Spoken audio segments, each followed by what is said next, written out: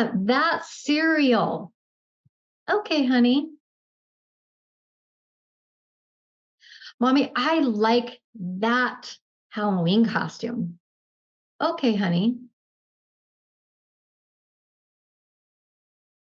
Let's pick that toy for my friend's birthday, Mommy. Good choice, honey. Madam Toastmaster, fellow Toastmasters, and guests. Life involves money. Everyone here on this call has a world wrapped around money. And if you have kids or grandkids or neighbor kids, you know that those kids are talking about money from the earliest time when they can point with that magic finger and make a choice about something they want or something that they need. Today, my goal is to talk about some of the changes that have happened with money and how we can really help kids understand the basics. So let's start at the top. There is something new that's happened with money over the last 10 to 15 years. It's silent and it's invisible. It's called financial technology or fintech. How many people have heard of financial technology or fintech? Okay, a few people. Let's put that to a definition. Hold on, don't worry. I'm gonna explain it. Okay. Definition: financial technology. It's a technological innovation in the design and delivery of financial services and products. So, what does that mean exactly? If you think about things like investment banking or wealth management and the influx of technology, data, AI, all of those things are starting to become more rapid, more personalized, and easier for banks and large people to deliver. And they make it easy for us in some ways, but they are internal, they're happening silently, and they're happening without us even having to handle them. Adults are navigating this financial technology or fintech depending on their generation. So if you know someone who's maybe in the older generation or the boomer generation, they were raised knowing about how to write a check at the grocery store. Have you stood in line behind someone that's writing a check at the grocery store these days? They are navigating financial technology. And then there's those that are in the Gen X that are right between. We're helping our parents navigate financial technology, and we're helping our kids who are not seeing technology and they're not hearing technology. There's nothing that they see.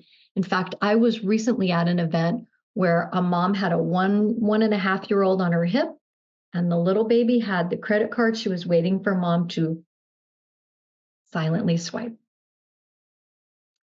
Let's talk about some of these ways that adults are navigating beyond e-commerce, things like Amazon. There are very, very, very, very few steps that a person needs to take to buy groceries. If you want some cat food delivered by the end of the day, I bet you could do it in one, maybe two pushes of a button. And of course, online banking happens. We simply pull up the app. We look at it, we realize how much is in our bank account. We no longer have to reconcile with a pen and have an external factor of what that looks like in our checking account. It's right there on technology. And we're taking even further steps from digital pay, things like Apple Wallet. So Gen Zer, a true Gen Zer, really doesn't want to be encumbered by even a card like a digital. They only want to use their phone. And they can pretty much do that everywhere except some restaurants are still not in that fact. Now, when I grew up with cash. I grew up in the 70s and 80s, and I did babysitting. There was some cash being put in my hand. When I went to get gas, I walked up to the teller. I handed them cash. I felt it. I knew exactly how much I was paying. I pumped my gas. If I wanted to have taco time in Federal Way, where I grew up, they did not take debit cards. Does everybody remember when fast food did not take debit cards? Everybody old enough on this call? Okay. Now, the Fast food companies have moved to financial technology. And I was recently at the Taco Time in downtown Seattle with my husband near my mother-in-law's house. And it said in big letters across, we do not take cash. They've had so many thefts. It has become a security issue for them. They only take debit cards, only any kind of digital transaction. When I was a kid, my grandparents had a cabin, and that cabin was a magical place for us. We grew up playing games, sitting by the fire. It's how we learned to play poker in 31. And I had a Folgers coffee can that was tin, ding, ding, ding, ding, ding, full of pennies. And that was my can, had my name on it in big black letters. So when we got to the cabin, we'd pull out our can, the four of us siblings, and we would play cards. And we literally held that cold, hard cash, those coins. We'd stack them in groups of 5 and groups of 10 so we could play. We knew exactly what that money represented.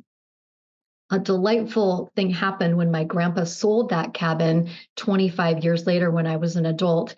He actually took those cans to the bank, and rather than just depositing all the pennies, he got back each of us adults the cash and handed it to us in an envelope at Christmas time, because cash meant something. It meant more than, it meant play, it meant fun, and it was a way that we were learning. So, what about today's kids? What about that Gen Alpha, the kids that are born from 2010 to next year, about 2025? They are literally in the silent, invisible, they are not able to see anything happening with money.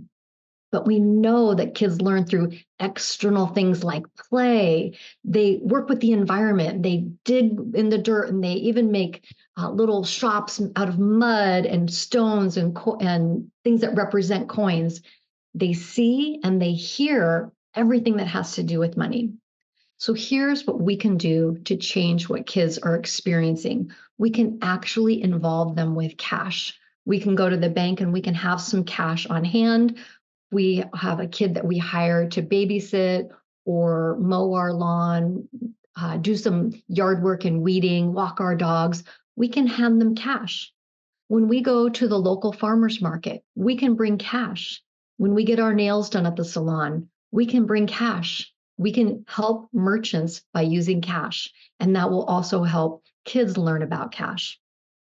There's other things we can do. We can use envelopes to sort. And this is a great skill, of course, for anyone that's wanting to be on a budget. But for kids, I talked with a woman today at an event, and she said, my son was so proud he sold some Pokemon cards, and that cash, that $60 he earned, I said, what's he going to do with that cash? And we talked about the envelope system and making decisions. So I'm going to show you a little picture.